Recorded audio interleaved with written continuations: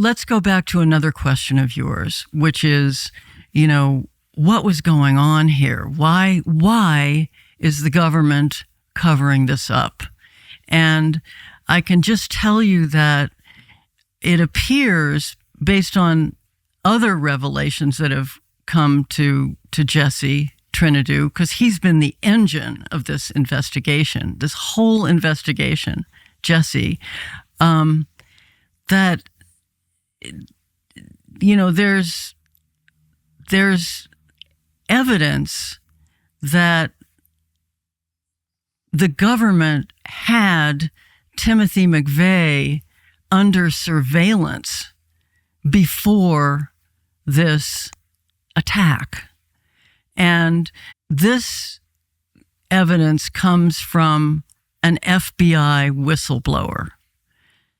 There are a lot of Marines in this story, by the way. There's a lot of Marines do or die in this story, Jesse being one, and John Matthews, who is this FBI whistleblower, being another. And that, brotherhood kind of clearly motivated Matthews to come forward to Jesse in 2011 in Salt Lake City and tell the story. It's an untold story because it's been suppressed, first by the Justice Department bearing down on Newsweek magazine, which was going to publish this story of Matthews' work for the FBI in an undercover program called Patcon, short for Patriot Conspiracy, in the 1990s, covering before and after the Oklahoma City bombing, which was a sweeping infiltration program. Matthews was a Vietnam vet, went to Nicaragua with the Iran-Contra operation, to train and now found himself in Patcon. And it was, as he told Jesse on the phone, much bigger and uglier than you can imagine. I want to tell you about this. He was alienated by this program because he said it was inciting the violence that it was supposed to be preventing. So he was with Patcon for like 8 years. So, long answer to your question, what could have been going on here? Matthews believed, so from his knowledge of Patcon, Matthews told Jesse first that he believed Patcon was, he believed Oklahoma City was a Patcon operation. He denied working the operation. He was based in Arizona, but Arizona is another lobe of the McVeigh, the run-up to the bombing. McVeigh stayed and lived in Kingman, Arizona, and Michael Fortier lived in Kingman, Arizona. But back to what John Matthews knew. The whistleblower And the potential here for the FBI having had McVeigh under surveillance is that Matthews told Jesse that he saw Timothy McVeigh with another member of this, let's say at least satellite member of this Aryan Republican Army group, not a member of the gang, but one of them. He saw the McVeigh together with that guy at a military training in San Saba, Texas in 1994. He was working Patcon surveillance at the time. So we know that Patcon surveilled McVeigh months before the bombing. And there are many other... So why didn't they stop it? They didn't stop it. They tried to stop it. The feds? Yeah. Yeah. How did they try and stop it? Well, all the evidence, the best evidence, I have to just say best evidence, is that they had McVeigh under surveillance, that there was a transponder on the bomb truck. Something happened. There was a transponder on the bomb truck? There's evidence of that, yes. Like a federal transponder? Like they were following him? Yes. Tracking him? Yes. That's best evidence. I'm sure the government will say, no, we didn't. But a member of this, I haven't said the words Elohim City, but this is the location where the Aryan Republican Army hid out in eastern Oklahoma. One of those guys who may very well be, I've given you a lot of names today, Tucker, so I'm trying to winnow the names, but he may well have been another informant.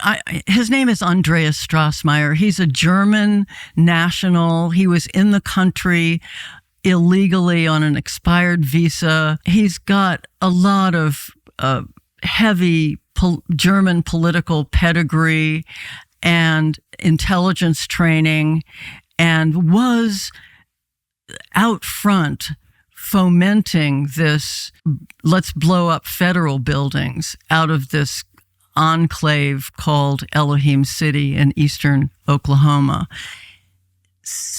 After the bombing, he went back to Germany, and since then, he has had the odd practice of basically issuing insider knowledge about how the bombing really went down. He was one who said, yes, the truck had he seems to know the truck had a transponder on it. He's never been charged?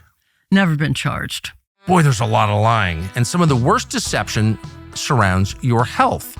How come Washington never talks about the poison in your food supply? What about what's in your drugs? You have a right to know what goes into your mouth, and the more you know, the more distressing it is. That's why it's critical to seek out alternatives you can trust. Now, as an alternative to the garbage that you can pick up at any store, we strongly recommend RE Fountain from Peak. It's a clean electrolyte designed for rest. It's got triple Biomax magnesium and no sugar, no artificial sweeteners, no artificial flavors. Everything in it is real. And it's good because staying up all night wrecks your ability to function. RE Fountain can help. It's not a sleep aid. It's not a narcotic, a sedative. It's what your body actually needs to recover and thrive. People here rave about it. We wake up feeling sharp and clear. Peak has really made a big difference. So if you care about actual health, then Peak is the way to go. PIQUE. And right now, you can get up to 20% off for life when you start your first month with Peak. Go to peaklife.com/Tucker. That's PIQUE life.com/Tucker. You will feel it the very first morning. It is great. Andreas Strassmeir is in Elohim City, which is where all these Aryan would-be terrorists supposedly are planning the bombing of various federal buildings, including the OKC one. And the bombing comes off, biggest manhunt in history, and he just goes back to Germany and he's fine and no one ever goes after him legally? That's right. How does that work? Imagine how many leads, I think it was, 25,000 or something, that the FBI was pursuing during the biggest manhunt in history. And, which led them to like elementary school teachers of Timothy McVeigh. Right, no, totally. Others. It's exactly. Somehow Andreas Strassmeir was never interviewed. And there are markings, and it can be reasonably assumed that Andreas Strassmeir may have been an undercover informant. Well, Certainly. I don't want to speculate or anything, but it seems entirely possible. Coming from his, political pedigree in Germany, the intelligence training, his patron in Washington, D.C., an Air Force colonel who was believed to have, worked for the CIA.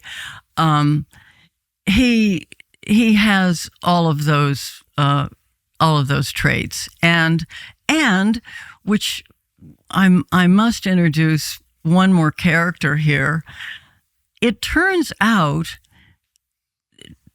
during a couple of years after the bombing, and as a matter of fact, on the eve of Timothy McVeigh's trial, this, let's remember, one of the lessons of this story is just the uncuriosity of the national news media. They were taking their spoon-fed story from the DOJ in Washington, D.C., while this Oklahoma news reporter was beating the bushes. And he found, his name is J.D. Cash. He's one of the heroes of this story and became very close to Jesse. He found an undercover informant whose name was Carol Howe, who was embedded inside the bomb plot for 8 months in the run-up to the Oklahoma City bombing. Bomb plot. Correct. She was embedded at Elohim City in eastern Oklahoma, the hideout of the Aryan Republican Army, where Andreas Strassmeir was the militia leader, the paramilitary trainer. And she told the FBI afterward, well, she told her handlers during the run-up, before the bombing. This is why the survivors of the victims who know about this are so outraged. She told of his, in late September, October, Strassmeir said, it's time to stop talking and start blowing up federal buildings.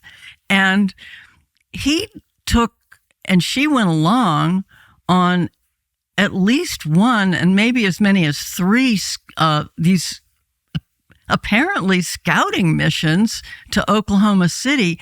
Oklahoma City was on the short list of targets, one, as well as 2 buildings in Tulsa. But yes, she told them that he was planning this, that there was going to be a bombing and it might be the federal building in Oklahoma City. So, and they knew this, the FBI, now she was an informant for the ATF, not the FBI, but the FBI debriefed her right after the bombing. And she was never charged. She was charged. She was charged in reprisal, basically, for going public about this afterwards. What would she have been, what were you thinking she would be charged with? Well, I mean, she was an accessory to the bombing, it sounds like. She was an informant. Yes, but she was also, of course, she was, but I mean, like, strictly speaking, she was part of the plotting, correct? She was an observer. She was an observer. Oh. Thanks for watching our YouTube channel. We hope you'll subscribe to it. And by the way, you can hit the little bell on there and get notifications every time we produce a video. We hope you'll do that also.